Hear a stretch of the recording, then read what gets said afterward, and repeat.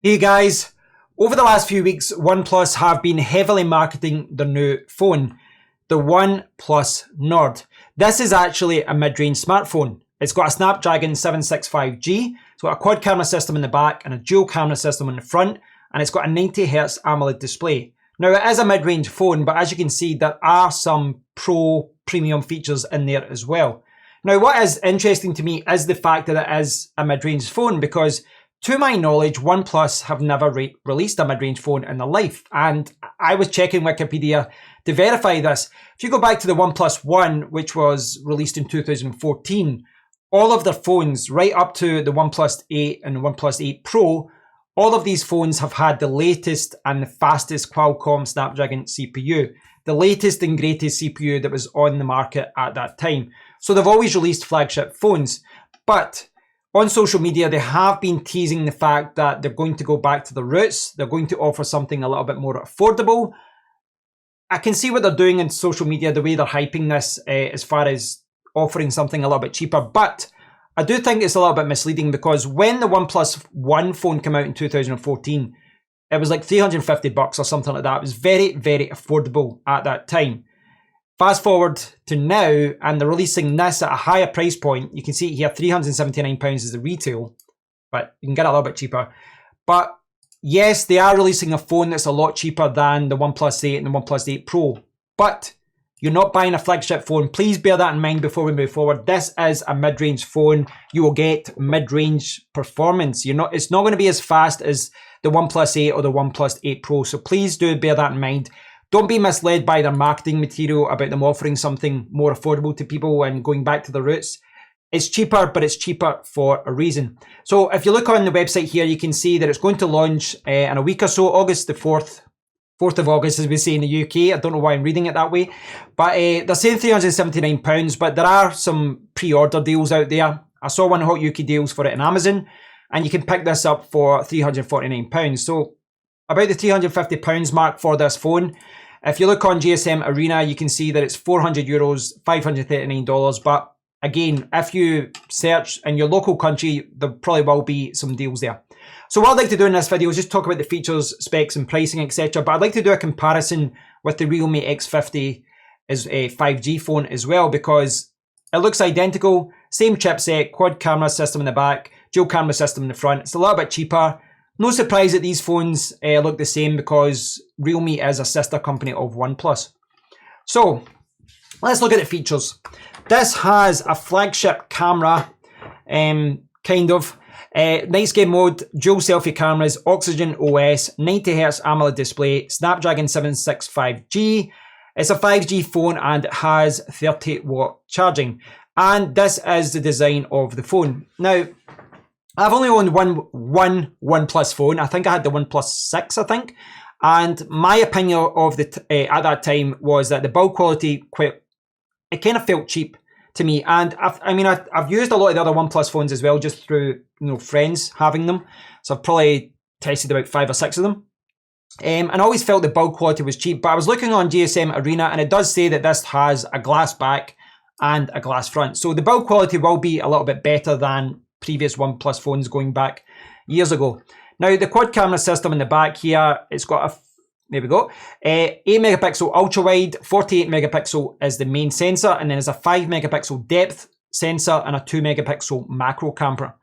Now the dual selfie camera, the main camera is a wide 32 megapixel, but it also has an ultra wide 8 megapixel. So 32 megapixels is your main sensor, and 8 megapixels is your ultra wide. Now, I've used some dual camera selfie camera phones in the past, and what normally happens if you're taking like a selfie video is that the quality is good, but if you switch to that ultra wide sensor, because that sensor isn't as good, the video quality, it just doesn't look as good. But what I will say is that the ultra wide sensor mode is very, very useful, especially for selfies when you're trying to get friends and stuff like that. And so I do like what they're doing here. I really do like what they're doing here.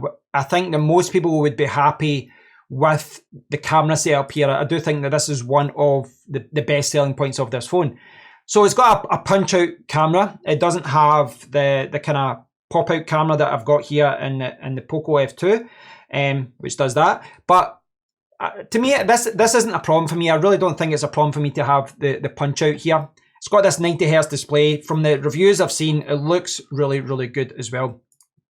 So there's more specs you can see there, but it's easier to look on GSM Arena. And you can see here, it's got a 6.44 inch display, 1080 by 2400 pixels.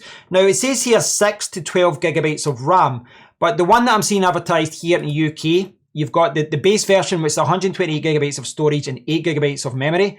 But there is a 256 gigabyte version, which has got 12 gigabytes of memory, 12 gigabytes of RAM. Now, there is no micro SD card slot, there is no headphone jack, so please bear that in mind. So yeah, you can see the other specs here. Another thing to really point out here, I've covered a lot of this already, but the other thing to point out is it's got UFS 2.1 for storage. So transfer speeds and recording speeds and things like that will be a little bit slower because it doesn't have UFS 3.0 or 3.1. Essentially, the hard drive, the storage drive that's in there just isn't as quick as what you would see in a flagship phone. But again, this is not a flagship phone. You know, there's a lot of things it just doesn't have. It's got that mid-range CPU, etc.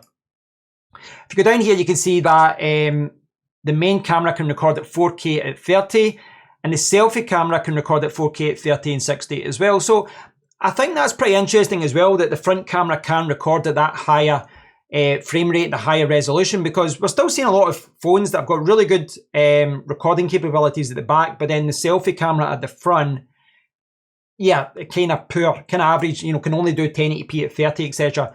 This is kind of similar to what the last year's iPhone could do. The iPhone 11 could do 4K at 60 with the front camera. So it's interesting to see this in a mid-range phone. So I think that's pretty good. So the fingerprint sensor's on the screen as well. Non-removable battery, no surprise, fast charging. So yeah, I'll leave a link to all of these pages, guys, so you can check out yourself.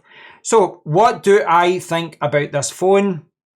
Well, I was talking to Mr. Switch about this. Now, Mr. Switch is obviously a username. Mr. Switch is a guy who's very active on Hot UK Deals. So he's always posting deals there, and he knows a lot about it. He's actually just launched his YouTube channel, so I'll leave a link to that. Show him some love and subscribe to his channel because he's going to be covering a lot of phones. But we were chatting about it on Twitter, and yeah, we kind of feel the same way in that it's it's an interesting phone and all that, but it is going to be a mid-range phone. You are going to get mid-range performance. So yeah, I can see that in the current market, if you look at this compared to a lot of phones from Samsung, etc., £350 for a phone like this is pretty good. And I would probably gravitate towards this over the iPhone SE because, you know, it's got the better battery life and it's got the bigger screen and things like that. So I would probably go for the OnePlus Nord over the iPhone SE personally, which, you know, the iPhone SE did have some, you know, strengths and weaknesses and things like that. There's a lot of things that I did like about it, but there was some things I didn't. But yeah, across the board, this is a good phone. I just kind of feel that this is a little bit overpriced. Now, I saw an interesting tweet from Roland Quant. He's someone I follow on Twitter. I recommend following him as well because he posts a lot of industry news and secrets and rumors and stuff. And he says OnePlus is really good at two things: marketing an average product and making even product failures, planning production problems, and general disaster look like an underdog struggle. I don't know why I can't read that properly, but yeah, what he's saying there is good. They're good at marketing, which I think he's right there, and they're good at making product failures and disasters and stuff look good. Now, I can remember right back to the OnePlus One phone that came out in 2014, and I tried to buy that. It was an absolute mess of a launch though. I tried to pre-order it and they had this referral system, and even months later I could not buy the phone. But they were trying to turn it around like, we're doing our best, guys, we're a small company, we're building up.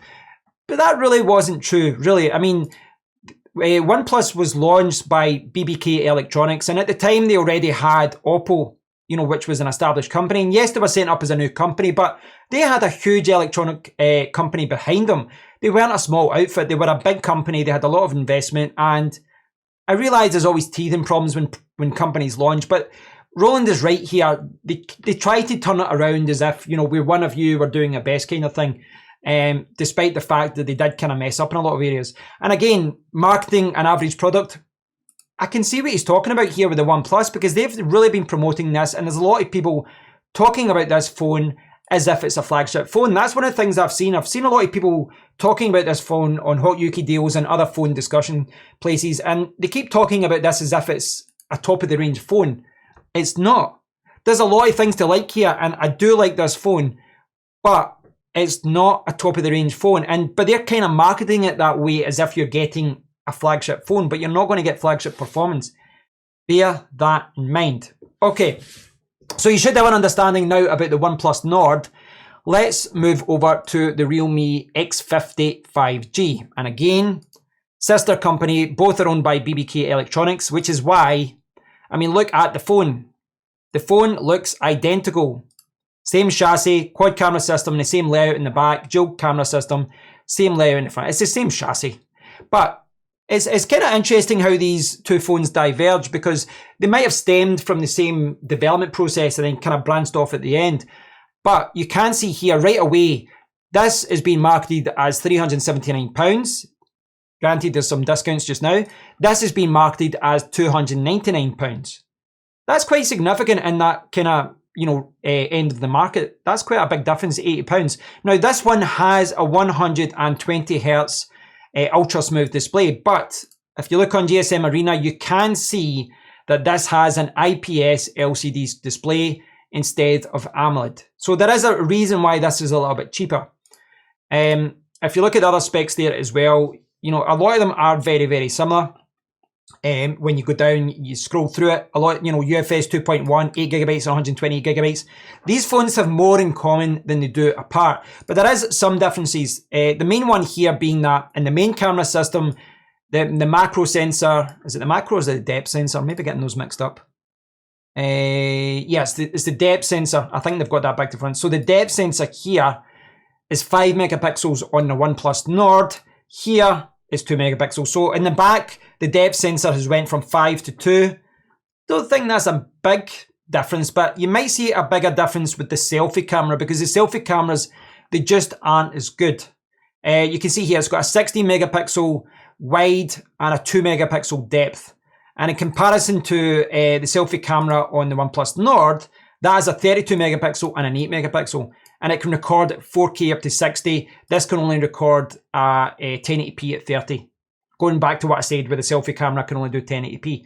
So certainly from my point of view, I mean, I would probably gravitate towards a OnePlus Nord because I'm a YouTuber, guys, and I record videos with the selfie camera, and I do like the idea of having that higher resolution. I think for some people, if you're not too bothered about recording videos, etc., you could be saving money and just going for the cheaper X50. You're going to get 120 hertz, you're going to get 30 watt dart charging, etc. The battery here is 4,200, and on the OnePlus it's 4,115, so practically the same. So I think that, I think the higher price here with the OnePlus Nord, if you compare it to the Realme X50, you've got a slightly better camera at the back, a significantly better camera in the front, in my opinion, and you do have that AMOLED display. So I can see how they've got their pricing. The big thing that I have with this is just that there's better alternatives. And it kind of goes back to what Roland was saying about marketing an average product. I found this website that shows you all these phones that have got a Snapdragon 765G processor. And you can see there's a ton of phones out there already. If you look on any Chinese website, there's phones out there with 765s, that you can get them for like £200, £215. There are ones that are more expensive as well. You've got the Xiaomi Mi 10 Youth Edition and different things. The Xiaomi Mi 10 Lite, £266. I'm not sure how accurate these prices are at this moment. Prices are always going up and down in China. But the point is, there are a lot of phones out there with this same chipset and very similar cameras, etc. And I think Roland's right there. What OnePlus are doing here is marketing a phone, a type of phone that's already out there. There's a lot of phones out there already with the same chipset, with very similar camera setups.